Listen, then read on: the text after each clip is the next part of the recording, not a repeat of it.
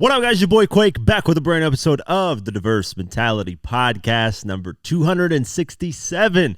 And man, we already got so much stuff going on. It is ridiculous, and it involves Puffy once again, aka Diddy, aka the Booty Bandit. Yes, that's his new aka acronym, the Booty Bandit, because this is getting crazy, guys. I'm not even gonna lie, man.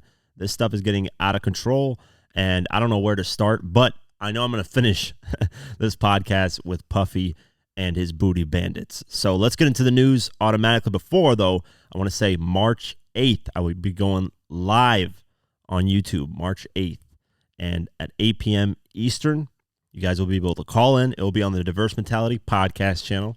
And I'll go over some news on the live episode, as well as going over the debate that I mentioned. Kanye's 808s and Heartbreaks versus 50 Cent's Give Or Die Tryin'. Which album had the bigger impact? I posted it on Twitter, got an interesting response on there. Posted on Instagram, and unfortunately, a lot of people on Instagram can't read. I said, who has the bigger impact? I'm not comparing music. I'm not comparing sales. I'm just comparing impact, influence, stuff like that. That's it. Not sales, not music, nothing. Obviously, Give Or Die Tryin' washed it in sales, and musically, to me, I think it washes it as well. Just impact. And people are wondering, why aren't you comparing Kanye's first album to 50's first album? Why aren't you comparing this? Guys, it's about impact. Those two albums had huge impact. So that's why I'm comparing those two albums. If you have any confusion as to why, please do your Googles, do your research. Because if you come in to the live and you want to debate me, you better have your Googles. Do your Googles, like Onyx, I believe, said. Or was it Onyx? Not the group, but what's his name? Man, what the fuck? I'm forgetting his name. Do your Googles. Fuck, man. Anyways. Let's get into the news. Tory Lanez. He has filed a new appeal. Let's go over the article. Tory Lanez and his legal team have filed another appeal to have his prison sentence for shooting Megan Thee Stallion reviewed. On Monday, February 26th, the Canadian rapper-singer, real name Daystar Peterson, interesting name, submitted a case based on an erroneous admission of evidence and prosecutorial misconduct with an opening brief that spans 103 pages. The arguments largely match arguments made in his motion for his new trial that the Los Angeles County Superior Court Judge David Hereford rejected in May. The filing builds on a hereby petition filed in December with a declaration from Lanez's driver that he says he saw Lanez to try to take a gun away from Meg's friend Kelsey Harris before the shooting occurred, but also says that the driver did not see who fired the shots. On Tuesday, February 27th, Kniff took to Twitter/X and shared the most surprising thing about the brief, and shared that the most surprising thing about the brief is how quickly it was filed. This fast turnaround could mean we have a decision from the second district by the end of the year. Interesting. So, yeah, Tory Lanez is still fighting for his life. There's been a lot of, ever since the Nicki and Megan Thee Stallion thing, there's been a lot of people's opinions slowly changing and assuming that Megan's lying. You know, this whole thing's been insane, and the fact that Tory Lanez is like locked up for quite some time for it is insane. The fact that this even happened is just ridiculous. So, you know, it's all childish, stupid things. You know, don't play around with guns. Don't, you know, there's no reason why anybody should have got shot that night. You know, nothing serious really took place. If somebody slept with somebody's man or woman, whatever, who gives a shit, guys? Like, at that point, there's so many people that got killed over that stupid stuff. It just makes no sense. Personally, you know, if I had a girlfriend, now wife is a different story. If I was married, you know, my wife was cheating, that's a different story. I think that's a little more extreme. But if it's my girlfriend, she cheats, she decides to go with another man, I would never crash out over that. That's just, I have way too much going on in my life. I value my life too much to be in my feelings over, you know, this girlfriend that I had that cheated on me. She clearly didn't want to be with me anymore because she cheated on me. It's that simple. I would not get in my feelings over it, you know. But then you got alcohol involved and other things like that, other drugs potentially. Then it can affect your clear mind of thinking. So that's why stay away from drugs, kids. Stay away from drugs. Speaking of drugs and a drug deal gone wrong, as we found out 22 years later, Jam Master Jay's trial has officially been completed, and the two men have been found guilty on all counts. Mind you, they found three men. The third man's trial, whatever, is later down the line. We'll talk about that a little bit later. But the two men that went for trial, they have been found guilty. So Let's go over the article. The Jam Master Jay murder trial has concluded in New York, and all of the defendants have been found guilty on all counts. Today, a federal jury in Brooklyn returned a guilty verdict against Carl Jordan Jr. and Ronald Washington for the October 30th, 2002 murder of Jason Mizell, also known as Jam Master Jay, a member of the famed hip-hop group Run DMC, read the statement from the Eastern District of New York on Tuesday, February 27th. According to the announcing the verdict, one sentence, Jordan and Washington face a minimum of 20 years imprisonment and a maximum term of life imprisonment. Both Jordan and Washington will be able to challenge the verdict on appeal, but it is unclear whether they will do so. More than 2 decades after they killed Jason Mizell and his recording studio, Jordan and Washington have finally been held accountable for their cold-blooded crime, driven by greed and revenge, said the United States Attorney Breon Peace in a statement provided by the EDNY. That the victim, professionally known as Jam Master Jay, was a hip-hop icon, and Run DMC's music was known in Hollis, Queens, in this very district and beloved by so many, adds to the tragedy of a life senselessly cut short.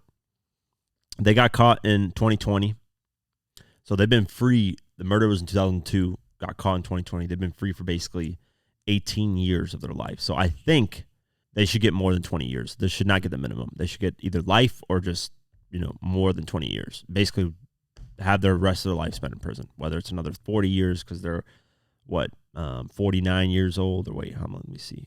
Carl Jordan, Washington died and left 37 years old. I don't know how old they are. Whatever, they're in their 40s or 50s, somewhere around there. So have them spend 40 years in prison. They're likely never to get out because they'll just end up dying there. Last year, Jay Bryant, 49 years old, became the third person to be charged in the case, though his trial will most likely take place in 2025. So there's still one person likely to get guilty from this stuff. Bryant has pleaded not guilty, though. The trio are believed to have entered Jam Master Jay's studio and fled after the fatal shooting, with Jordan firing 2 shots at the victim at close range, including one to the head that killed him. Prosecutors were also able to prove that Bryant was seen entering the building immediately before the shooting and left behind an article of clothing at the crime scene, which contained his DNA.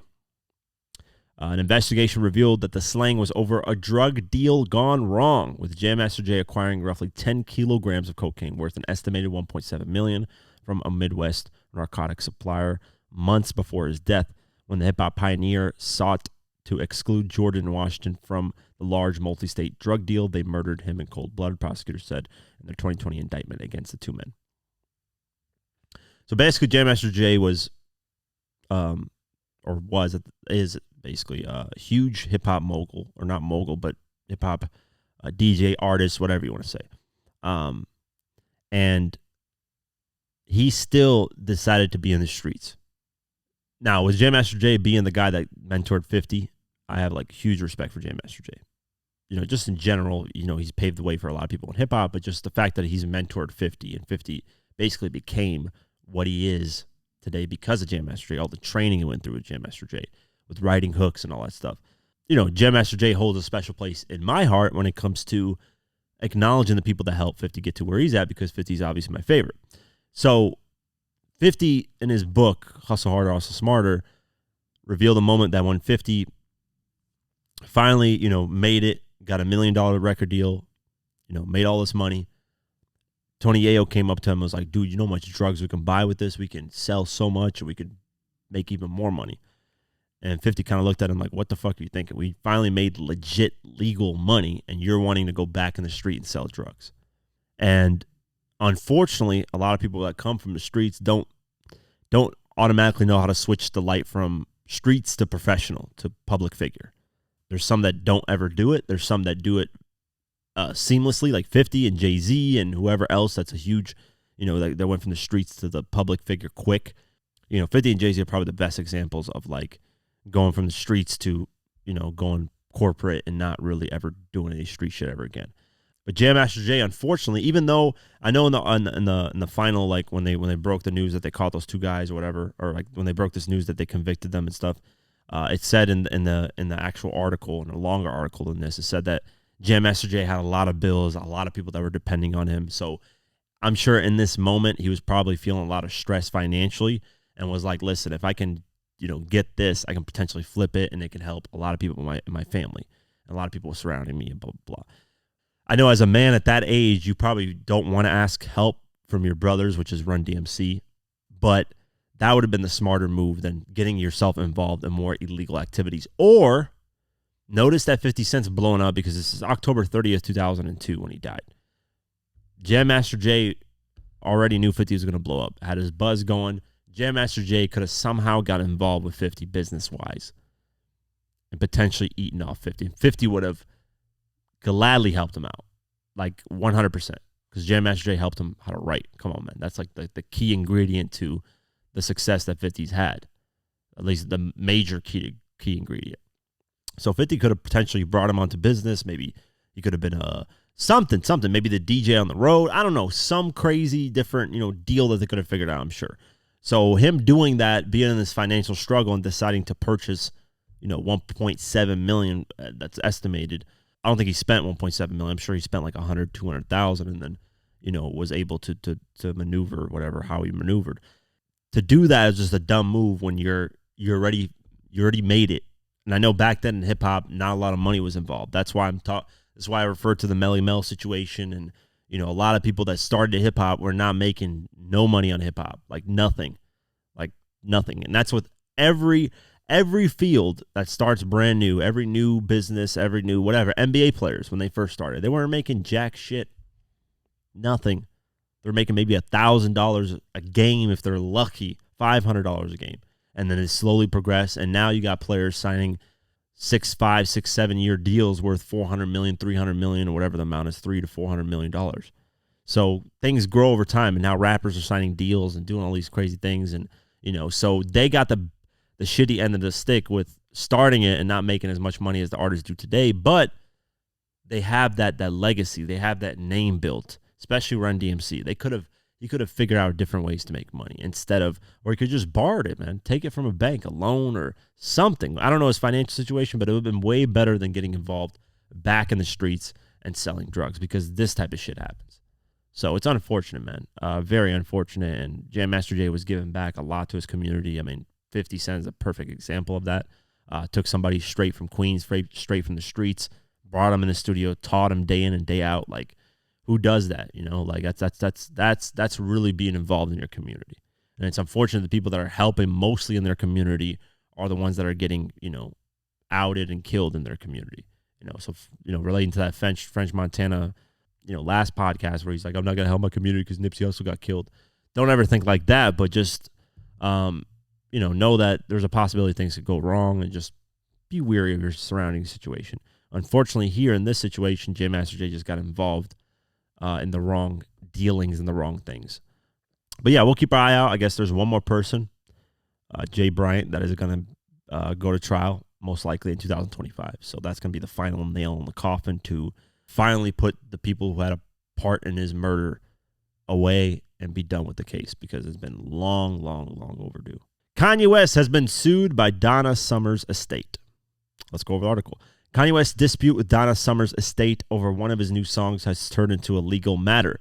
According to a report by TMZ on Tuesday, February 27th, the late singer's estate is suing Ye because the song Good Don't Die from Vultures 1 features vocals that resemble Summer hit song I Feel Love, the use of which the estate claims to have rejected. According to court documents, the Yeezy boss tried circumventing their decision by using an interpolation instead of a sample.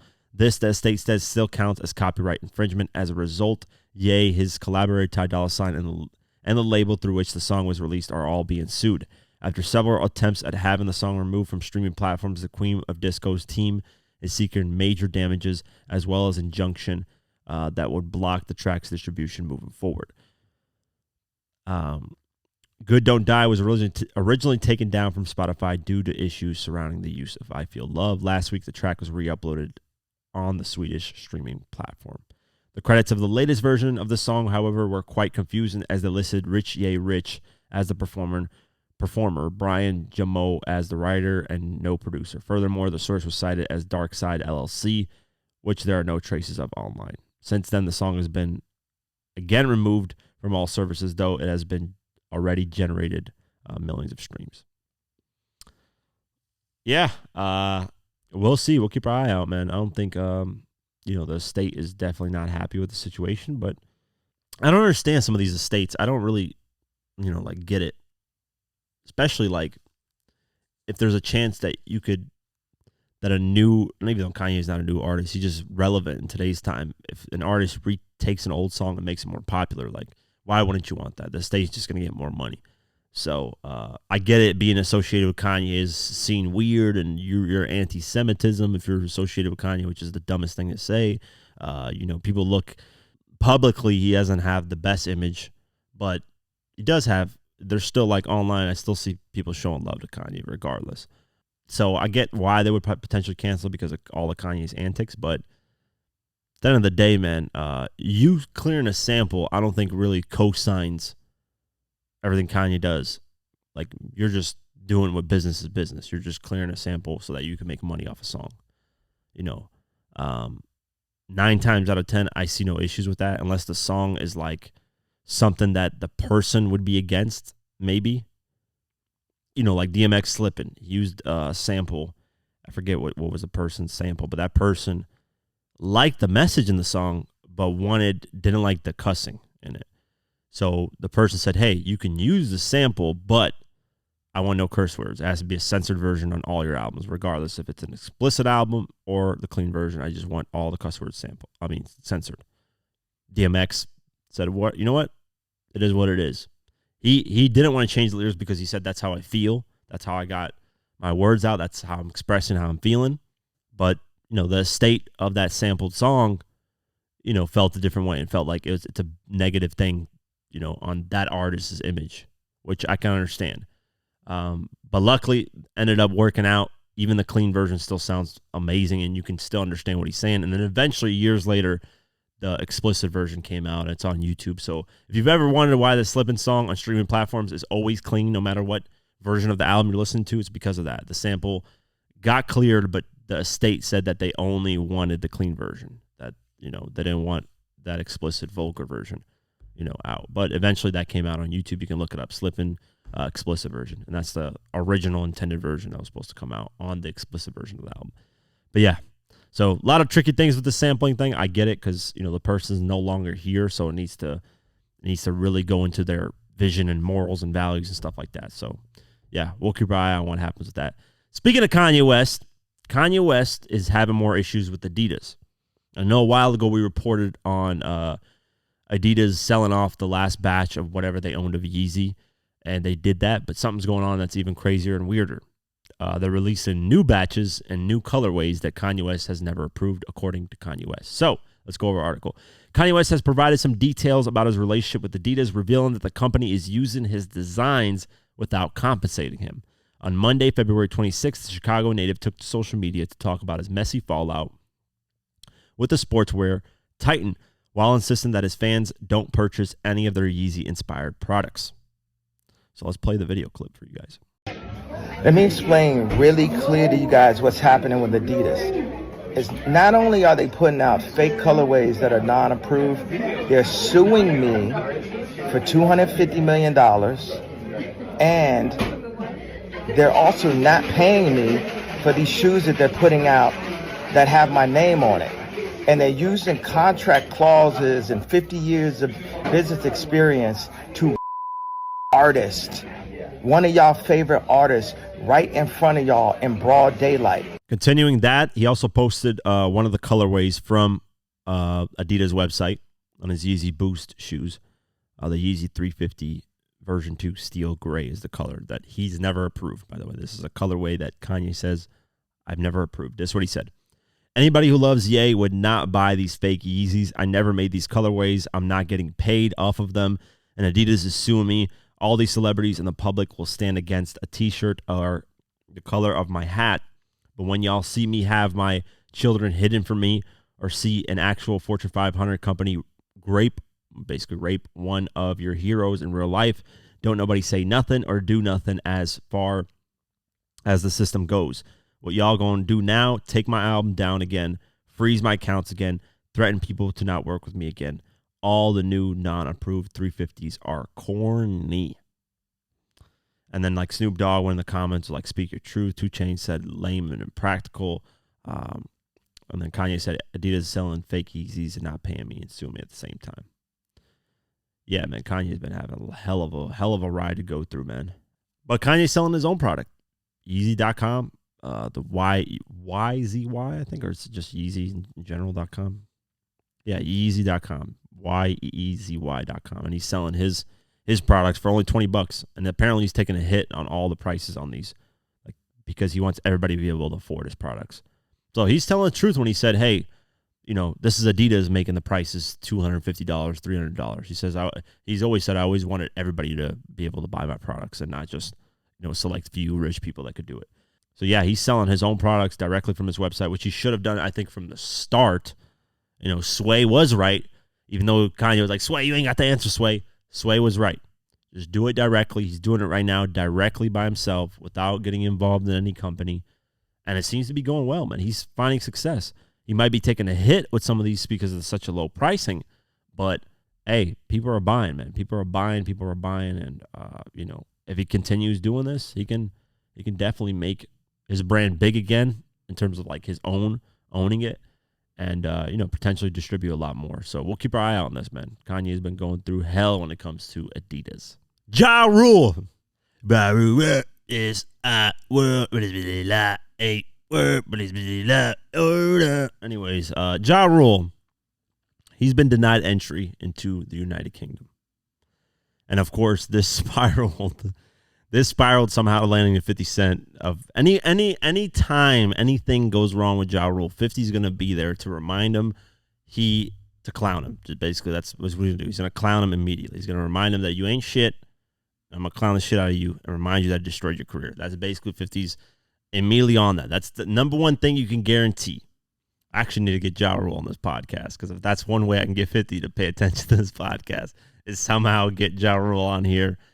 And I don't know, maybe get a viral clip where he responds to.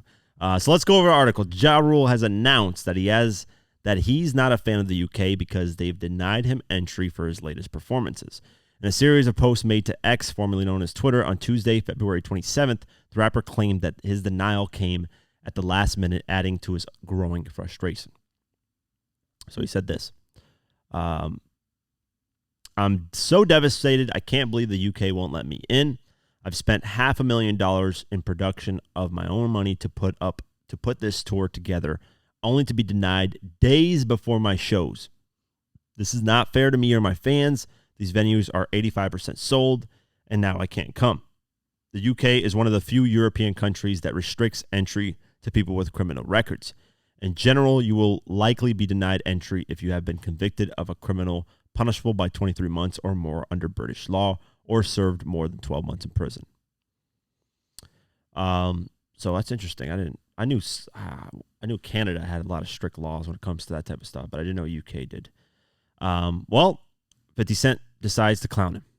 So this is what 50 said on his Instagram post, because he always clowns people on Instagram. That's like the number one place he goes to. He posted a photo of Ja Rule, and I think 50's removed it based off of what I'm seeing. But the screenshot, it basically said, ha ha ha, I have nothing to do with this bitch not getting in, LOL. He's like, laugh my ass off, I got juice all over the place, sucker. Then Ja Rule responded on Twitter and said, N-word, you pussy, shut up. And then everybody went in on Ja Rule, because every time Ja Rule mentions 50, they go in on him on there. Personally, and you know, like if you're like a non-biased take or anything, I think it's been, I think it's funny that 50 clowns Ja Rule and everything, but at the end of the day, it's like this thing has been going on for so long that I understand why it's going on. And trust me, I'm the one that understands everything of why it's going on. I did a whole fucking 2-hour documentary on their whole thing, but you know, at this point, I'm like, you know, I kind of get like, it gets boring after a while. I'm just like, you know, everybody they just troll each other on the internet. 50 be doing that a lot, you know, unfortunately. Sometimes it's unfortunate. Sometimes it's funny. Like attacking Diddy makes perfect sense, because what I'm about to be talking about later on in this podcast, you're going to be like, okay, it makes perfect sense. But Ja Rule will be pretty much minding his own business for the most part. But I get it. 50's got this forever thing about him because, you know, Ja Rule allegedly, quote unquote, had something to do with 50 getting shot 9 times. So I'm not going to, put anybody's names out there. Just watch my documentary, 50 versus Ja Rule, who really won.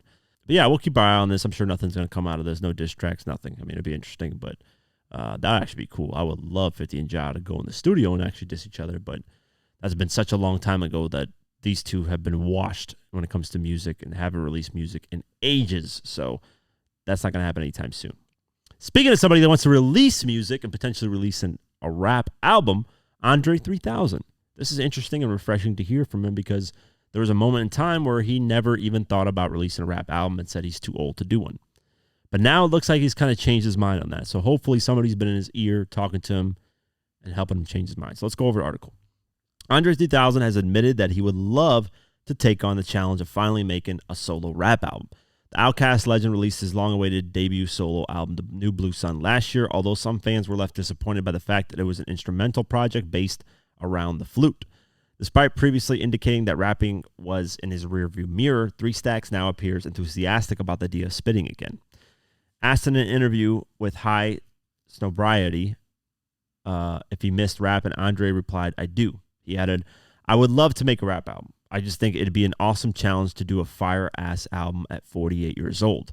That's probably one of the hardest things to do. I would love to do that. That's the cool thing about my whole ride. It really is a ride." It is not known when the interview was conducted, as the article mentions listening to an advanced copy of New Blue Sun, which was released in November. So he has suggested, in different interviews that he doesn't want to do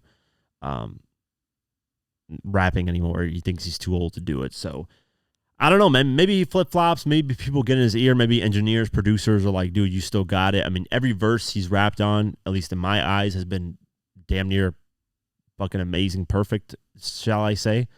So, Andre 3000 still has it. But the question, I know why he's having a struggle with it. Because I think in his mind, Outkast thing was so successful.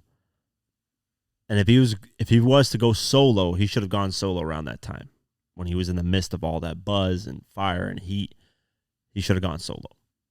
He never did that. He let the kind of boat sail. Outkast has kind of been finished for a while now. They haven't released new music in a minute.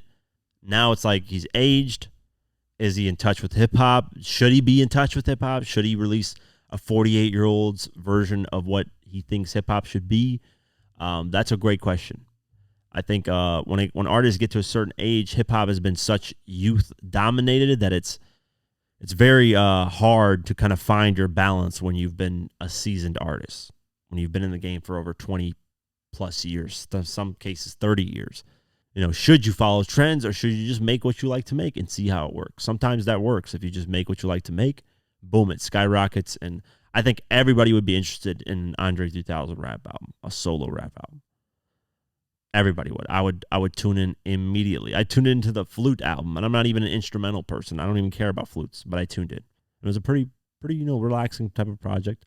Now, is it something that I ever listen to again? Probably not, but never say never. So there might be a moment where I listen to it again. But I would be immediately tuned in for an Andre 3000 solo rap album. So I think he would have people's attention, and if he executes it right, it's perfect. But that's what I mean. You got to find the balance. You can't be too old and preachy and, I don't know, just talk about old people stuff, which 48 is not that old, but I'm just saying, like, in hip-hop terms, it is a lot older. So, you got to find that kind of balance of, like, let's keep it modern, but let's also, talk about my life experience. I'm a lot older. I'm not in touch with what's going on with hip-hop like that and the culture. And, you don't want to make him songs like, Gucci Gang, Gucci Gang, Gucci Gang. You want him mature music that's, I don't know why the fuck I mentioned Lil Pump's record. Lil Pump, I think his name. I forget. Lil Pump, yeah, Gucci Gang. I don't know why the hell I mentioned that. But you don't want to make him records like, with modern hip-hop, with the auto-tune and all this crazy shit going on.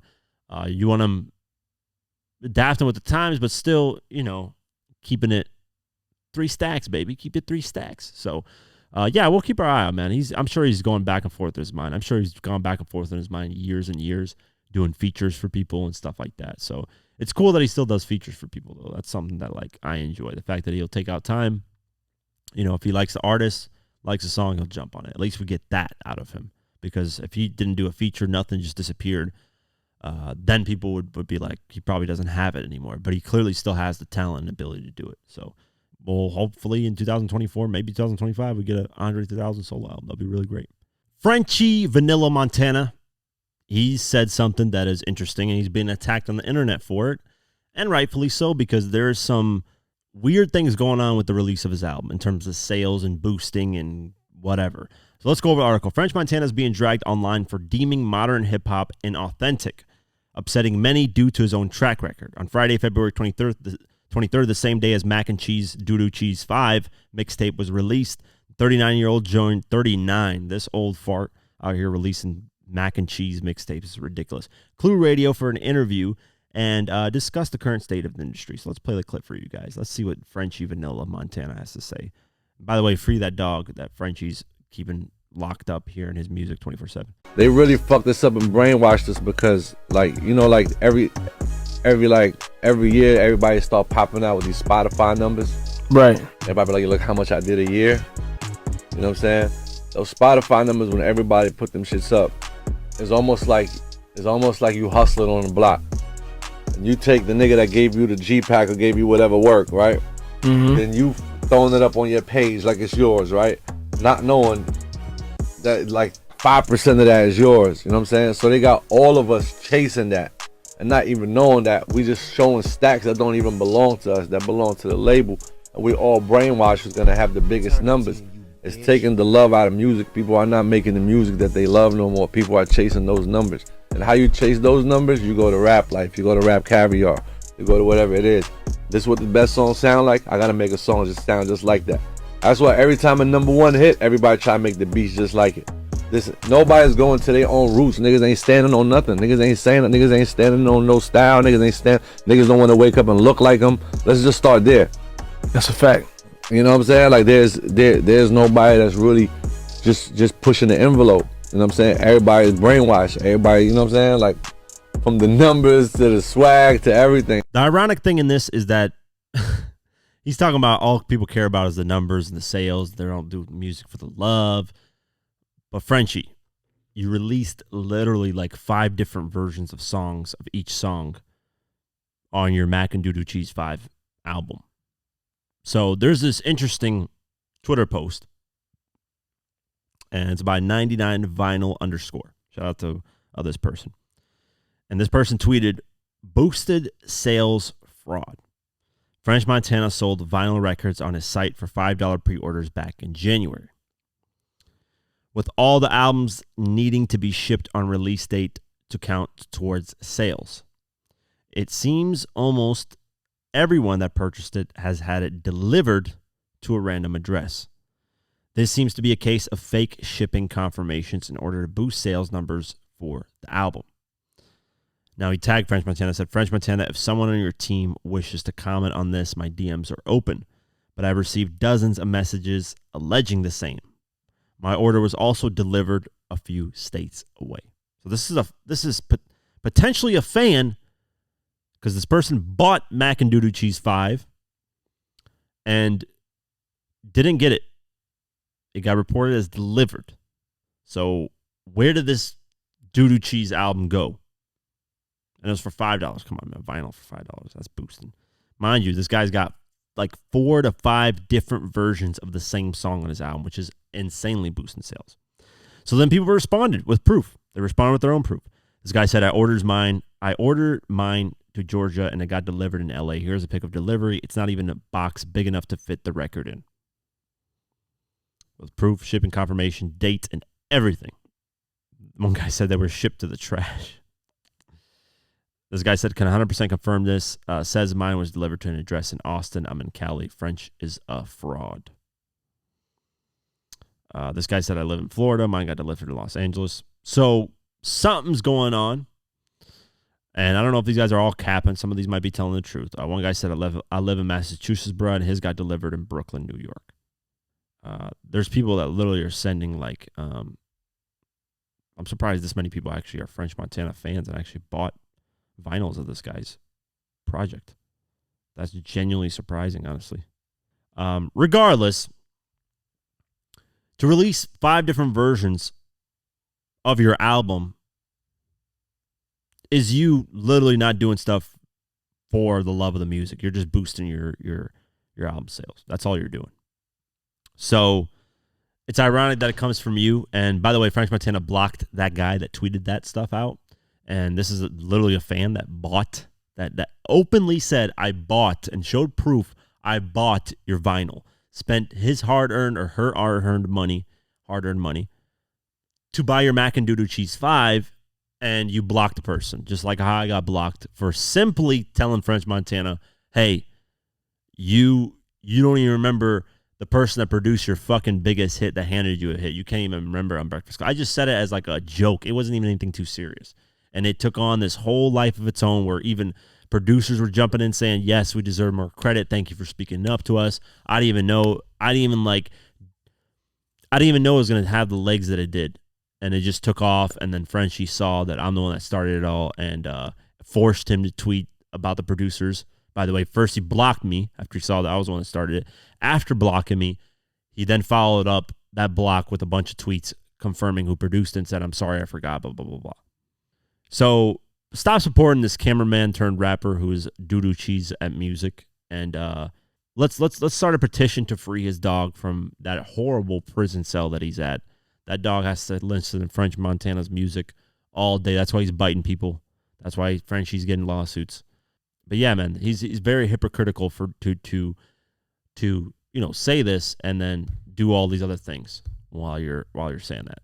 If you really love the music, you want to release 5 different versions, and you wouldn't lie to your fans about shipping albums to different locations. Now, that might not, disclaimer here, that might not have happened to everybody. I would hope not. I would hope if somebody bought a fucking vinyl of your album, they would actually get it.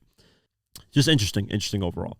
Before we continue, I want to give a shout out to Golden Eagle for sponsoring this podcast. Yes, if it wasn't for Golden Eagle, this podcast wouldn't be possible. If you're looking for an energy drink that doesn't tear a hole in your pocket, Golden Eagle energy drink is the one you want to get. Golden Eagle has the smoothest taste with no aftertaste. You don't get acid reflux when you drink it, and you will save a lot of money. So check out Golden Eagle at drinkgoldeneagle.com/DMP. The link is in the description below. And how do you think this podcast would be possible without me having energy to do it?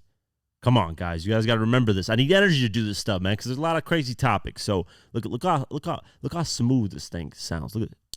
Oh, my God. It's fresh. Look at that Golden Eagle. Look at the can. It's so beautiful, too, man. Look at that. That's so fresh, man. So fresh. Golden Eagle energy drink.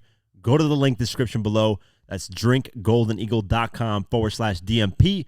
Let's continue the episode. Let's get into the crazy stuff, man. I've been wanting to talk about this. And it is about Diddy. It's about Puffy. There is a new sexual assault lawsuit. No surprise here. But this took legs of its own because of the different aspects of this lawsuit. It's no longer females. This is a male suing him for sexual assault. Yes, a male. First, let's go over what Diddy has had to say about all these lawsuits that's been going on. Diddy, who was recently accused of sexual assault and misconduct by multiple women, is now claiming that he is a victim.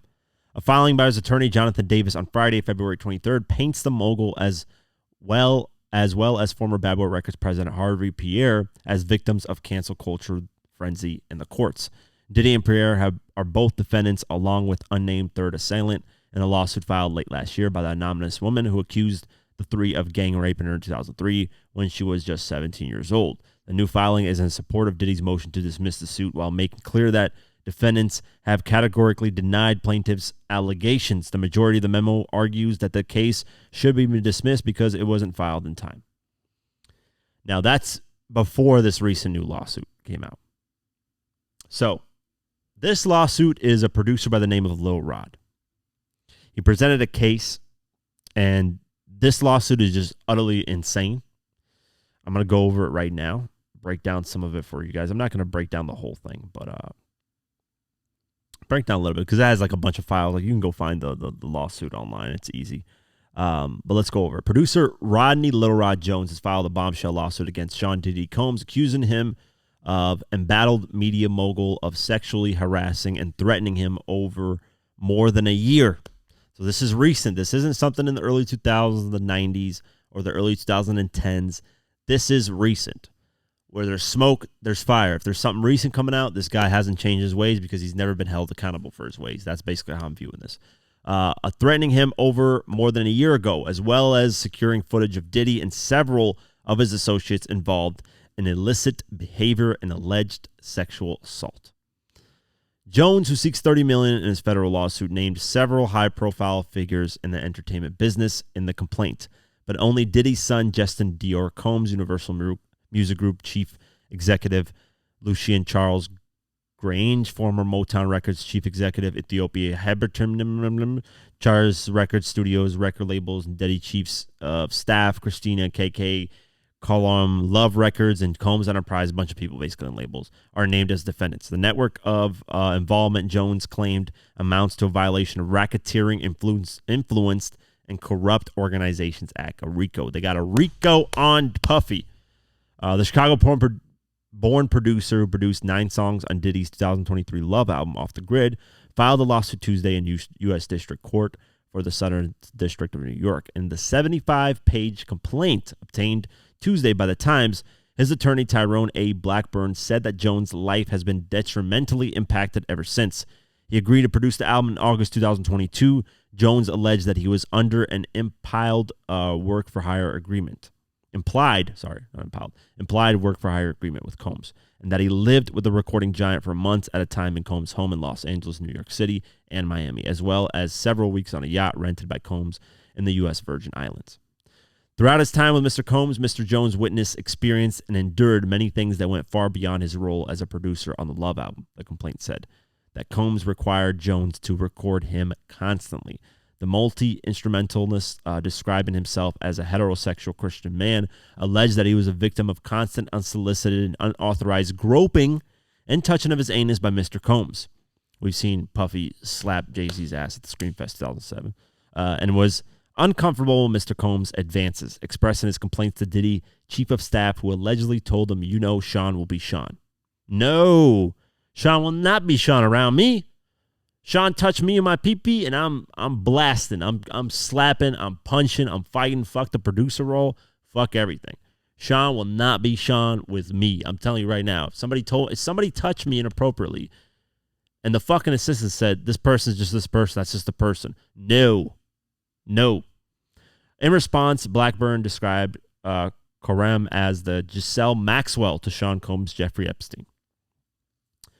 Yep, we're getting to Jeffrey Epstein levels here with Diddy. If you don't know who Jeffrey Epstein is, just break it down pretty easy for you. This guy was a pedophile that had a whole sex trafficking ring with children and did all kinds of crazy stuff with them. So this is the levels that we're getting to with Diddy right now. This is what this person is comparing what he's experienced with Diddy, by the way. He also alleged that Combs tried to groom him into engaging in sex with fellow producer Steve Aaron Jordan, Stevie J, and promised to make sure that Mr. Jones wins Producer of the Year at the Grammys if he engaged in homosexuality. Let me read that again. Look. Promised to make sure that Mr. Jones wins Producer of the Year at the Grammys if he engaged in homosexuality. What have people been saying about the award shows, especially the Grammys? It's mainly about ties. It's about the music industry. It's about who loves you, how well connected are you in the music industry. Well, what is this? This speaks volumes of that. Anyways, continue on, because I'm not going to go into that. Quake, don't do it. Don't do it. Because you go into that, you're going to open a whole can of worms, and then everybody's going to be on there. No. So let me just go on. He also provided Jones with alleged footage of people involved in sexual activity at Combs' home, which Jones believes was procured through hidden cameras throughout Diddy's properties. Now, I'm going to keep going, but there's some evil shit that Diddy's done. And mind you, all the shit that he's going to allege accused of is evil shit. But there's, like, this reaches cynical, like Joker. Like, you know, when Diddy was dressed as a Joker for Halloween, this reaches, like, he's not dressing up as Joker. He is the Joker. He's a fucking psychopath. So let me go over some stuff. Mr. Combs possesses compromising footage of every compromising. Why am I saying compromising? Compromising footage of every person that has attended his freak off parties and his house parties, the complaint said. Upon information and belief, due to his treasure trove of evidence he has in his possession, Mr. Combs believes that he is above the law and is untouchable. Think about what this is saying. This is saying that Diddy, Puff Daddy, a.k.a. the Booty Bandit, recorded everybody that had cameras all over his house and recorded everybody that attended his parties. And if they did anything, he held that footage and used it essentially as blackmail to that person if he didn't get what he wanted of that person. You know how fucking evil that is? You know how evil that is? That's I can't even put into words. That's insane. This is Jeffrey Epstein type stuff. Like, this is what Jeffrey Epstein, quote unquote, allegedly had. He had a bunch of evidence. This is the rumors of Jeffrey Epstein. Now, I wouldn't be surprised if they killed Diddy, because if he actually has this evidence and Diddy decides to save his own ass, he's going to present that evidence to everybody. Then he could potentially he could be not a hero in this situation, but, throw everybody under the bus with him. Why not? This shit is getting crazy, man. I don't even know if that was a soundbite, man. He did that shit. He guilty as fuck. I do. And I nailed it. First try. He did that shit. He guilty as fuck. So, I don't know, man. This shit's getting wild levels of crazy. And I'll get into the Meek Mill stuff a little bit later, because a lot of people are attacking Meek Mill right now. We'll talk about that a little bit later. But this is the stuff everybody should be talking about. The Meek Mill thing, we'll talk about it. If you don't know what I'm talking about, we'll talk about it. But this is the stuff we should be talking about. Continuing on. Jones also alleged that he was sexually assaulted by a cousin or assistant of rapper Young Miami. Young Miami is Diddy's basically girl that he's with right now currently, and she's been tweeting about, I'm on a yacht, we're having fun with Diddy, we're on this yacht, we're at this party, we're doing all kinds of weird shit, and she's attacked academics for attacking Diddy. And Young Miami, who has dated Diddy, was sexually harassed and assaulted by Oscar winner Cuba Gooding Jr. and obtained footage of the rapper and an R&B singer whose names have been redacted from the complaint, consorting with underage girls and sex workers. This is insane. This is insane. They're saying underage girls. Diddy's lawyer just recently. So I want to make Diddy's side clear here too, because I don't want to side just one side and assume things out of people. But let's go over what Diddy's lawyer just recently said on TMZ. Let me see. Come on, TMZ. Where you at? You just dropped the story. Why is it not here? Okay. Let me just find it right here, because I was just looking at it on the Instagram page. This is what Diddy's Puff Booty Bandit said. There's a lawyer said so. Let me read this for you guys quick. According to TMZ, Diddy's attorney says a couple individuals who are identified as minors in the salacious lawsuit filed against the mogul are not minors at all. They're fully grown women. Sean Hawley tells TMZ 2 women have come forward to clear the air after they saw their images included in Rodney Jones's explosive legal claim from Monday, where he alleged everything under the sun against Diddy, including claims of partying with underage girls. There are photos included in Rodney's lawsuit that purport to show a party that Diddy threw last summer in L.A., and some of the images show Diddy and his son Justin around some women with captions characterizing them as minors. So they're saying they weren't minors at all. These were fully grown women. So I'm just going to throw that out there. Do with that information as you will. But this guy claims they were minors, the person that's suing. And, of course, sex workers, which we've heard, Diddy be involved with over and over. This continuing on, this is what the lawsuit says. On several occasions, Mr. Combs took Mr. Jones' cell phone and began recording himself. As a result, Mr. Jones has secured hundreds of hours of footage and audio recordings of Mr. Combs, his staff, and his guests engaging in serious illegal activity, man. The complaint said, which includes screenshots of several of the incidents mentioned. So if you look at the documents, this person actually included screenshots of a lot of things. There's moments of Diddy shooting somebody, literally, like blood all over. I mean, it's not like a photo of Diddy actually popping a gun, but there's blood all over this like bathroom. It looks fucking crazy. It looks like somebody got shot or something happened. And there's photos of him dancing with women. Names being mentioned, but we'll talk about that a little bit later.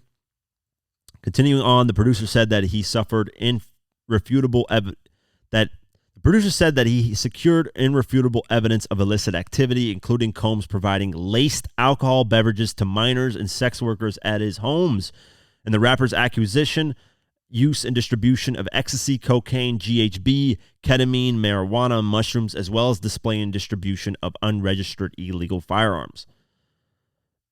Jones said that he was at the Chalice Recording Studios in Los Angeles when a shooting took place on September 12, 2022, and accused Combs of giving him strict instructions to inform the police that Combs had nothing to do with the shooting.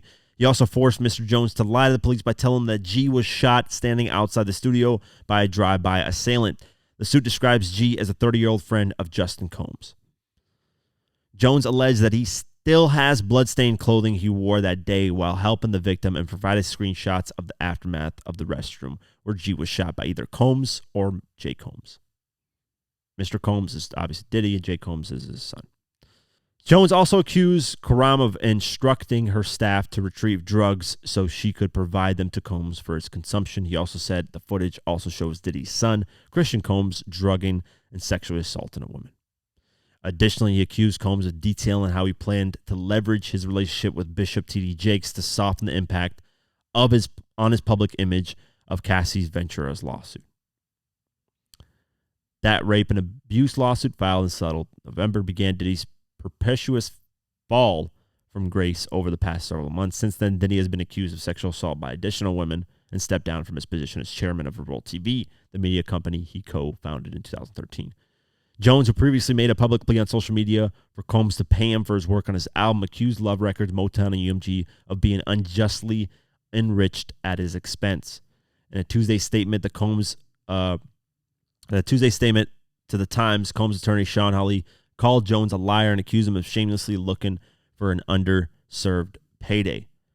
His reckless name dropping about events that are pure fiction simply did not happen, and nothing more than a transparent attempt to garner headlines, Hawley's statement said. We have overwhelming, indisputable proof that his claims are complete lies. Our attempts to share this proof with Mr. Jones's attorney, Tyrone Blackburn, have been ignored as Blackburn refuses to return our calls. Hawley said, we will address these outlandish allegations in court and take all appropriate action against those who make them. So they got, Diddy's lawyer has kind of a point a little bit. Jones claimed that Diddy basically lied to him, stole money from him, and laughed in front of his face. And there's actually video footage that the producer, Lil Rod Jones, a.k.a. Jones, released of Diddy laughing in front of his face of not getting paid fully for his album. So first, I want to let you guys know about three major versions of Diddy that people in the public have said he is, basically. And I've broken it down to these three because I want to do a documentary on all three of these versions. I want to do a 3-part documentary, basically, highlighting these three versions of Diddy. I might just do one part, but just put it, they're actually 3 versions, but they're just put into one documentary. So there is Diddy the abuser. That's these sexual assault claims. This is beating women up. This is all this stuff. There's Diddy the abuser. There's Diddy the murderer. Yes, the murderer. Shooting, like this bathroom incident, shooting somebody. Rumors of him getting his wife killed. Rumors of him putting a head out on Tupac. Rumors of him getting Biggie killed. Rumors of him being involved in all kinds of different stuff, putting hits out on people. All that stuff. And then what was the third one that I had? I had it right here. So Diddy the abuser, Diddy the murderer, and Diddy the manipulator. This is where the manipulator Diddy comes out, where he lies to a lot of producers, engineers, artists, whatever, about them getting paid, and they never get paid. So there's Diddy the abuser, Diddy the murderer, Diddy the manipulator. I don't know. These are all allegedly, by the way. Now, this guy seems to have a lot of evidence. He posted some photos of the stuff on the lawsuit, on the actual documents. There are photos. And the interesting thing is there's people mentioned that automatically got tied to Meek Mill. They mentioned that Meek, it didn't say Meek Mill though, that's the thing. It didn't say anybody's name. It just said a popular Philadelphia rapper that once dated Nicki Minaj. Well, who's from Philly? Meek Millie. And then who dated Nicki Minaj that's from Philly? Meek Millie. So, come on, man. That clearly says it. And then there's something like an R&B singer portion, and people are just kind of tying it to Usher. But I don't know. That could be really, Diddy's worked with a lot of R&B singers, so that could be something. But yeah, it's. Let's just say this stuff is looking bad. So I want to kind of elaborate more on the Diddy the Manipulator side, because I'm working right now on Diddy, basically the murder with the Diddy $1 million hit documentary, which is coming out. I promise you guys. Sorry for the constant delays. I was supposed to come out in January, didn't come. Supposed to come out February, not coming. It's coming out in March, I promise. First, I'm focusing on the Diddy the murderer side a little bit with that Diddy $1 million hit, but I want to do focusing on all three paths, because all of these three paths are utterly insane. And I might have to really censor a lot of this stuff down because it's such violent topics that YouTube's not going to let that shit fly, especially if I go over the sexual abuse stuff and the murder stuff. Like, that stuff is just going to... The manipulator stuff is a little bit more clean because it's like music industry, stealing royalties and whatever, all that stuff. But those other two, a little bit more explicit, more, vulgar, I guess. So if I do all three of them, put them in one documentary, I'm going to have to do like a really clean version for YouTube. And then the Patreon's going to have the uncut, obviously. Hitmaker, a.k.a. Young Berg, he details a moment when Diddy basically fucked him over. Actually did it twice. Diddy fucked him over twice. So I'm going to play the clip for you guys. This is Diddy. See? Like, come on. Where there's smoke, there's fire. This is Diddy the Manipulator. And we hear stories about this all the time. And listen to the silence of Joe Budden. Joe Budden does not want to speak bad about Puffy. Something is going on behind the scenes with Diddy and Joe Budden. Because look at the silence there. He doesn't even acknowledge that any of that happened. He said, maybe you were talking about somebody else. Maybe it might have been a different person. No. Come on, Joe. This is my problem with the mainstream powers in hip-hop right now. Drink Champs, Noriega, says nothing. Joe Budden, nothing. Breakfast Club, nothing. Shame on those three major platforms for not speaking on these things. That just shows you how powerful Diddy is in a lot of these situations. And it's unfortunate. But continuing on, here is a clip that the producer that sued, Lil Rod, producer that sued, he posted a clip of Diddy laughing in front of his face that he didn't get his publishing and money, Let me play it. I run shit. Yeah, you do. Yeah. Little Rod ain't worth giving his kingdom to if we don't control his publishing. I can solve his efforts with 3 other human beings. He's eating at our table, and I like his backstory, but you need to have other people. It's hard to work with him unless we have his pub. He's a piece of shit human, but we do not need his talent. What the heck? I run shit. I run shit. Yeah, you do. Yeah. Little Rod ain't worth giving his kingdom to if we don't control his public. There you go. Says, I run shit. He's laughing in front of his face. Doesn't care. Mind you, this is a guy that at one point or as close to basically worth $1 billion. Come on, man. That guy helped you produce, helped you put pieces together on your project, and you just completely destroy his livelihood. And mind you, this goes back, all the way back. We're talking Bad Boy Records. We're talking Mace. We're talking Black Rob. We're talking everybody that was involved with Bad Boy not getting their things. And we talked about this earlier in 2023. I think it was actually late in 2023 when all the publishing and stuff was set to get released and nobody got paid properly for anything. So in this lawsuit, what I say, Meek Mill got mentioned. And unfortunately, this portion of it is where the social media aspect of it got taken away, like carried away with. Because more people are joking about this than actually talking about what's going on in the whole lawsuit. And that's where the focus should be, guys. This guy is allegedly with minors, sex trafficking, and doing all kinds of weird stuff. This guy should be looked into on that Jeffrey Epstein type levels. Instead, it's come out that Puffy's basically a booty bandit as well, which I understand could be big news, but it's not really surprising. 50's called him fruity Pop-Tart and said, report to the closest rainbow, 50's jokes that he has. So 50's called that a while ago. Kanye's kind of called Meek and Diddy's thing, and he said he works for the feds, and that's why he can pop his shit, because he feels like he's untouchable. And that untouchable part that Kanye said makes sense now, because Diddy probably recorded everybody at the parties and has blackmail for everybody. That's why he probably feels he's untouchable. That makes sense. No, Kanye, people are saying Kanye's crazy. People are saying Kanye doesn't make any damn sense. Don't listen to him. Well, as time's gone on, it's proven that Kanye is starting to become right in a lot of things. And it's a shame on Noriega and Drink Champs for releasing that episode and then taking it down. It's probably Puffy that had something to do with that, because obviously Drink Champs is part of Revolt TV, and Puffy has a part and co-owns Revolt TV. Yeah, let's get into the Meek Mill stuff. It's a lot of stuff. But the legal paperwork that I mentioned his name has been circulating online, with one note in particular generating tons of attention. This says this in the actual legal paperwork. Mr. Combs informed Mr. Jones that he had engaged in sexual intercourse with rapper, and it doesn't show the name, an R&B singer, it doesn't show the name. It says redacted. Now, people are assuming that it's Meek Mill and Usher. Though the two names were concealed, footnotes attached to each suggested that the lawsuit refers to Meek Mill and Usher, given the respective descriptions. In the lawsuit, it said he is a Philadelphia rapper who dated Nicki Minaj. And the other one says he performed at the Super Bowl and had a successful Vegas residency.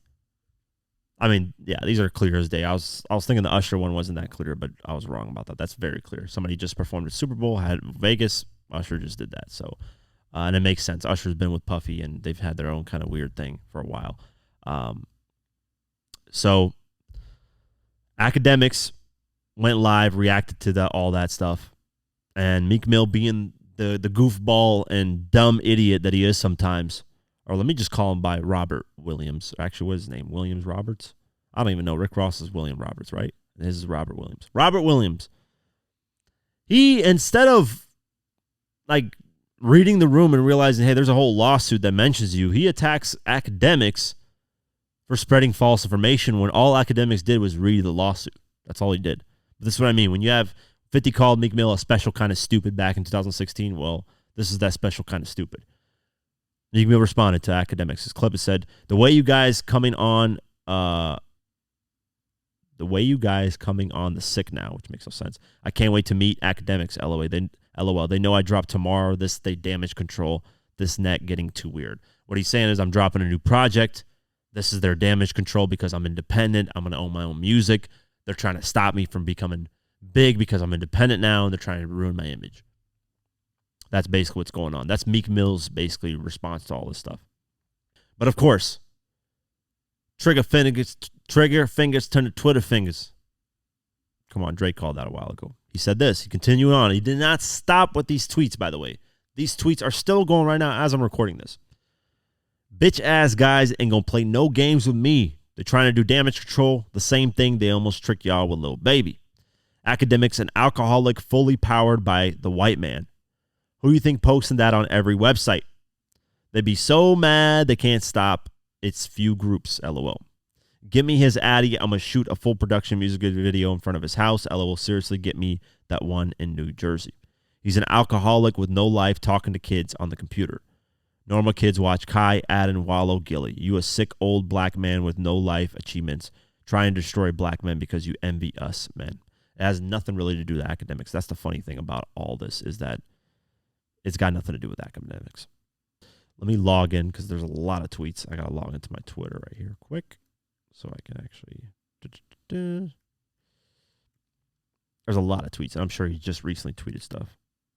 Yeah, he's been tweeting for a fat minute. So, continuing on, let me go over everything. I'm from Philly. I don't do coke or freaky ass Molly. Nobody won't even offer me coke because I'm not that heavy. No man or what would ever approach me about gay activity, and the whole place don't get flipped. Woke up seeing this on every blog like they know I'm coming. LOL. That's why I always come around these industry guys with my real friends. You never catch me around anybody from the industry alone. You can't even hold a convo without my dogs stepping in the room. It's been that way. I can't wait till y'all find out I'm the illest in this shit, LOL. And somebody send me the actual lawsuit. These blogs making y'all stupid day for day. Mind you, Andrew Tate responded to this stuff. He basically quoted an old tweet of Andrew Tate quoted himself. It was an old tweet that he sent out. He's like, I don't really like all these Hollywood weirdos. They're all gay and weird. And then he said, so P. Diddy having sex with Meek Mill and Usher? And then Meek Mill responded saying, was you sex trafficking women? What the fuck wrong with you, Brody? And then Andrew Tate responded and said, I only asked the question because everyone is saying it happened. It's true or not. That's basically the end of that. He said, don't follow the heathens. They controlling people's minds with these computers. I was having a nice sleep chilling in the mansion and woke up to this weirdo stuff. They learned how to affect your energy through these phones. LOL, SMH. I'm back now. This is why they drop in hate campaigns. I'm going to drop every 2 weeks on the ass and use my voice over this internet glitching shit. I own this round of music also. Them corny ass internet campaign not strong enough to stop this. Haha. Let's find the real lawsuit to make sure it's not no computer generated. This is the funny old, like this is the dumbest thing you can say. It's obvious I'm going indecent. Y'all going to see a lot of bad press about me.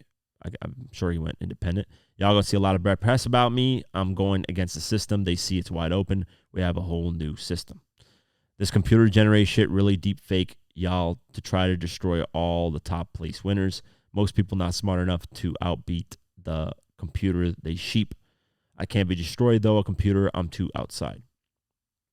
The two things they say, we snitching or we gay. We generate hundreds of millions from music. It's not a coincidence. We all gay and snitches. They're powering this stuff even if it's fake. The goal is to disrupt the hip-hop community. I own the music. I'm dropping that drop tomorrow. Continuing on, he posts the lawsuit. He said, here's the doc. Let's go on trial live. Play with my name. Find the page where my name mentioned and what date so I can get my credit card and show you the date where I was. I don't even know that pussy, but let's go on trial on here. Hey, that would be pretty cool. I mean, I don't know what the credit card and what that's got to do with it, but I guess, yeah, that would be a good way to prove himself. Meek Mill should do that. Like, literally go live or talk to Lil Rod and say, what's the date that you're accusing me of these things? And that's one way to kind of save face, but that'll probably happen in court. He said, I would trash any celebrity if they tried wild moves on me. No pics, literally go crazy on them. That is all. I'm from Philly. All my guys always watch me around this wild-ass industry. They don't want y'all streaming this independent music. Make sure you support that real shit, not that clout heathenism shit. He posted an article, YouTuber creators targeting black celebrities with AI-made fake news, which this is not AI-made fake news, guys. This is a literal lawsuit. Like, you can look up the documents, go to the New York court websites, find the actual link. Like, this is not made fake. I don't know why he's saying that, but Meek Mill's a little old because he doesn't understand how AI works. AI doesn't work on news articles. That makes no sense. Next, I'm going to expose who's behind trying to kill the black image of most influential artists. Every black blog site enhanced that post to make me seem gay. I changed laws for our people. I donate millions. They're designed to destroy the image of the black leaders. It can't work with me, though. You got to really kill me, and I will still get bigger after the death. This God, not me. Eliminate anything toxic to the black culture immediately. Now, this is where people just clowned him immediately because he's like over trying to prove that he's not gay, I guess, in this. He's saying, when I got a girl around me, I'm fucking her twice a day. LOL, ask some of your favorites. Pussy don't control me, but it's like a fake high. It's like a high. One love to the gay people, but that juicy pussy do it for me. That is the craziest line. One love for the gay people, but that juicy pussy do it for me, with the smiling emoji. I done ran red lights to get that feeling. Y'all weird on here like devils, LOL. Y'all see these rappers with gay styles. They want that look. Leave that to them. I come from gangsta shit, surviving in the jungle. Continuing on. He just said, listen, fans were saying, stop entertaining this stuff. He's like, I'm just talking right now until 12 my project drops. He says, now y'all see how bad they want to stop you when you drop independent music. That's going to get played regardless and make millions. A whole campaign the day before I drop. I'll be crushing, though, this internet shit too easy. Haha. It's out of 3 groups that's doing these type of campaigns. When I find out, we're going to take them to war for trying to stop my family wealth. Something never seen before will happen in the industry. Even if I got to risk my life for it, I'm the average, move him out the way type of thing. I'm the PR. I don't need no hype up. So he just started tweeting right now, literally 3 minutes ago. So as I'm reading this, he's tweeting, which is hilarious. Anyways, yeah, Meek Mill's denied it. I don't think it's a big deal. Honestly, I really don't give two shits at Meek Mill being gay. If he's a homosexual and enjoys that lifestyle, whatever. Live your truth. It is what it is. Obviously, the internet's going to have their way with him and clown him and joke and stuff. And a lot of stuff did look very weird in terms of like Diddy and Meek wearing the same outfits. Diddy calling Meek daddy and partying and say, when you going to party with me, daddy? More like it's weird. It's weird. But if that's their relationship, personally for me, being straight, I don't have that type of relationship with any man. I would never match same clothes, which I know men that do that, whatever. It's like a joke, fun thing, cute thing. If you're doing that here and there, whatever. But I've never called another grown man daddy, none of this stuff. Like, it just, to me, that's just not, I don't know. Anyways, that's Meek's perspective. That's not perspective, but if that's how he lives his life, that's why he wants to live his life. He's denying it, so he's saying it's not true. So what's his stance on it. Personally, if it ever came out that he is gay and he comes out gay, I got no problem with it. I don't really give two shits, to be honest with you. Could care less. I have a problem with everybody kind of ignoring what the actual lawsuit was about. The child trafficking, the sexual trafficking, sexual assault, all that stuff. That's where the attention needs to be at, because that's actually a problem. Puffy touching grown men's butts and genitals, if they're consenting to it, I can give two fucks about. I don't care if Diddy's gay and Meek is gay and they're having a sexual relationship and Usher's jumping in. Who gives a fuck? That has got nothing to do with me. That's their sexual life. They're grown men. They can consent to that. As long as they're consenting to it, they're okay with doing it with each other. That's fine. They're grown men. That's their own sexual life. And if they want to involve women in that, as long as everybody's consenting is the key word. Fine, do it. But we're getting reports that nobody's consenting, that this is assault. This is child trafficking. This is RICO charges. That's where the attention should be at. That's the illegal stuff. That's the bad stuff. This stuff, I understand for internet. It's for jokes. People are laughing, making fun of them. I even partaked in some of it. It was pretty funny. But at the end of the day, I don't care. That's not my focus on it. To me, it doesn't matter what Meek is doing. Mika can do whatever he wants to do. Mika, live your truth, Mika. Continuing on, there's more stories coming out. Easy Mo B claimed that he was blackballed over confronting Diddy over production credits. So this is Diddy the manipulator again. All kinds of stories of production credits, stuff like that. I'm not going to go over this, but there's just so many people and people there's stories now coming out of somebody getting asked, I forget, it was like a radio host that said that Diddy called him at like 1 a.m. and said, you want to come over to my hotel? And he was by himself, and it's kind of like 1 a.m. calling another grown man to come over to your hotel. Little suspect, man. I've never did that or never had to do that, or I don't know, just a little weird. But hey, Puffy, if that's your truth, report to the nearest rainbow, and it's fine, man. I got no issue with it. I really could give two fucks. The focus should be Diddy not only stealing from his artists production credits and laughing in front of their faces, the manipulator, but these alleged murders that he's had a role in as well. That should be looked at. Like I said, Diddy the murderer, Diddy the manipulator, Diddy the abuser. Coming soon. I'm going to make that documented. Diddy the murderer, Diddy the manipulator, Diddy the abuser. Mind you, this is all allegedly. Right now, besides a little bit of those photos, things in here, we haven't gotten hard, solid evidence. I want to remind people of that. This is all allegedly. This is stuff. These are claims. We don't know what's true and what's not yet. These things got to go to court. If Diddy settles this, clearly something's there. And the question is, if Diddy actually recorded everybody at his parties doing potentially bad things, will Diddy become the way Jeffrey Epstein was supposed to be, the guy that leaks all the information of these people? Or will he get killed before he could do that? How would you guys feel? That's the question here. Would you guys want Diddy to stay alive if it means he leaks information on everybody that went to his parties that did bad things? Would you guys view Diddy in a different light? Would you guys say, listen, yeah, he's done bad, but at least he took everybody down with him as well? Would you guys appreciate Diddy a little bit more? I think I would appreciate that he did it, but at the end of the day, he still did bad things. But I would like that. I would love if Diddy did that. But that's basically in the lawsuit saying he's been blackmailing people. That's how he's been able to live above the law, like Kanye was saying. Let me play that Kanye clip for you guys, man. I gotta play that Kanye clip for you guys. I'm sorry. He said that Diddy's a Fed, and that's why he talks tough, because he knows he can't get attacked. And I think this is what he was referring to. Exactly what he was referring to is that he's got all this information on all these people. So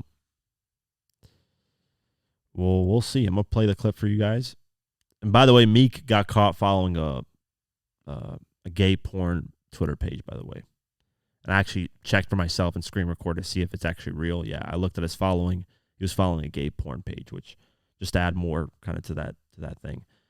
And Game kind of said something weird too, man, on this Vlad interview. He said he was running around with Diddy back in the early 2000s and never recorded music. He was just partying with him, which is kind of weird, man. I wonder what that alludes to. Anyways, let's get back to this Kanye clip. This is back on Drink Champs, the episode that aired, but then they removed it immediately.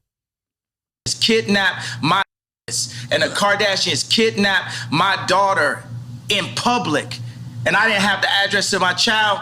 None of these niggas that want to say something Travis now. Gave you the address, though, right? Travis gave me the address. Right. But as far as Meek Mills, No. Puff Daddy, whoever, none of these niggas, all you fake hard niggas, fuck you. Hold on. Okay. All you fake hard niggas, fuck you.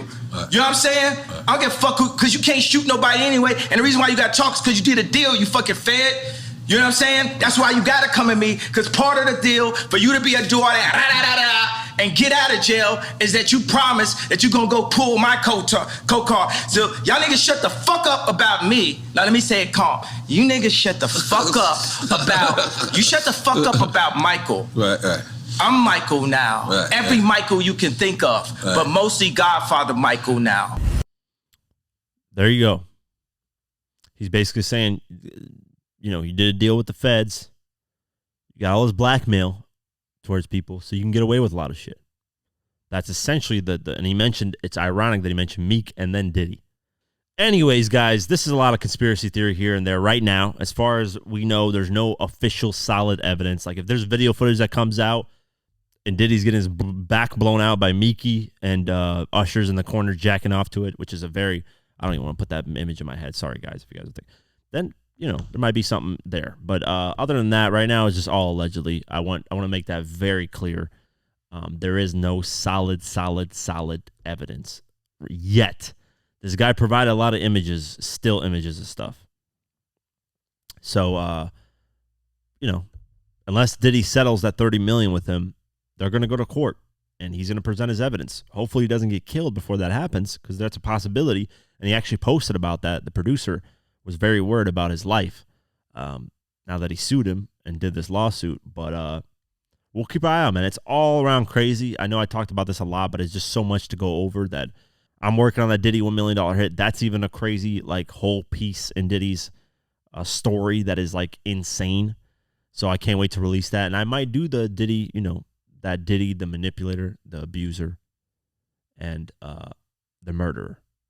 And I'm going to put allegedly on a lot of these things because I don't want to get sued or somebody attack me for something that potentially never happened. I'm just throwing out stories, guys. I'm looking at the facts. I'm looking at some of the stuff that people are saying, connecting the dots. A lot of these things are lining up. That's all I'm saying.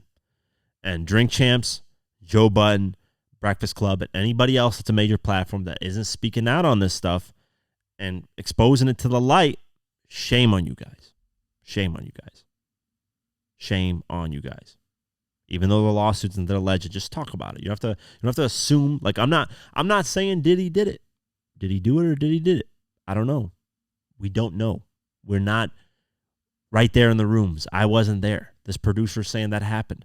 But potentially, Diddy's lawyer might be right. This producer's probably just going to get a payday because he feels like he wasn't paid enough for the work he did on Diddy's album. Maybe. That might be the case. Those photos and stuff might be a little exaggerated. Maybe the story's out of touch and out of line. I don't know. Meek doing that thing that he said about the credit card and what's the time, dates, and stamps. I'll show you that I wasn't there. That could be another thing that could refute it. So I don't know, guys. I'm not saying did he do it or did he did it. Whatever the fuck. I'm just saying here is what the information is out. And where there's smoke, to me, there's a fire. So, yeah, we'll keep our eye on this, man. And, yeah, we'll see what happens in these crazy Diddy stories that keep popping up. Diddy, $1 million hit coming this March. Stay tuned. Support it. Watch it. And then I'm going to see about that Diddy murderer, whatever, all that stuff. I'm going to see about that documentary, see what I can do with that. That's going to be hell of a long documentary, though. But I think it'll be interesting. Billboard Hot 100. Beyonce is officially number one. Beat out that industry plant, Jack Harlow, with Lovin' On Me, Baby. She is Texas Hold'em number one. Never heard the track, so congratulations, Beyonce. Number two, Jack Harlow, Lovin' On Me. Number three, Teddy Swims, Lose Control. Number four, Ride a Dick Chick Carnival, Ye and Ty Dolla $ign. That's pretty big, man. It's actually got one of the biggest streaming numbers, I think, this year for a song, period. And he's independent, which is amazing. Number five, Beautiful Things, Benson Bone, Snooze, SZA. Number six, Cruel Summer, Taylor Swift. Number seven, Greedy, Tate McRae. Number eight, I Remember Everything, Zach Bryan. Number nine, Agora Hills, Doja Cat. Number 10. Going down the list, Red Rum, 21 Savage. Number 16. Paint the Town Red, Doja Cat. Number 21. Flo Milli, Never Lose Me. Number 24. Training, never mind, that's not even hip-hop. Rich Baby Daddy, Drake. Number 31. Whatever She Wants, Bryson Tiller, debuted at number 32. Everybody, Nicki Minaj, number 35. Yeet, Breathe, debuted at number 42. J.I.D. Surround Sound, number 45. Yeah, Usher went down the charts at number 47. Usher, Good Good, number 49. Burn, Kanye, Ty Dolla $ign, number 53. First Person Shooter, Drake, number 56. Fuck Something, Kanye, Ty Dolla $ign, number 57. Back to Me, Kanye, Ty Dolla $ign, number 59. Drake, You Broke My Heart, number 64. FTCU, Nicki Minaj, number 66. Fiend, Travis Scott, number 67. Hiss, Megan Thee Stallion, number 68. Nina, 21 Savage, number 77. Bittersweet Gunna debuted at number 82. I Don't Give a Fuck, Drake debuted, not debuted, but is at number 83. Vultures, Kanye, Ty Dolla $ign, number 85. Yeah, Glorilla, number 86. The song's been growing on me. Shout out to Glorilla. Yo Gotti got the shit popping. Psycho, CEO, Yeet debuted at number 89. Chris Brown, Sensational, number 91. That's a re-entry. Kanye, Ty Dolla $ign, Do It, number 94. Offset, Don Toliver, Worth It, re-entry at number 95. Talking, Kanye, Ty Dolla $ign, number 96. And that's it. And that's it for today's episode of the Diverse Mentality Podcast. Forgot to say in the beginning of this podcast, man, it slipped my mind completely. Powered by Golden Eagle Energy Drink, guys. Go to drinkgoldeneagle.com/DMP. I apologize for not saying it. They've been sponsoring the Season 4 podcast, so please, if you can, purchase a 24-pack. Leave a review on Amazon. This is strictly for the United States customers for now. If you can do that, I really appreciate it, guys. Support the product. They're supporting us. That's what's keeping this podcast going. So thank you, guys. As always, Spotify, Deezer, Podcast, YouTube, all that. Have an amazing night, day, whenever you listen to this, and peace. No puffy juice.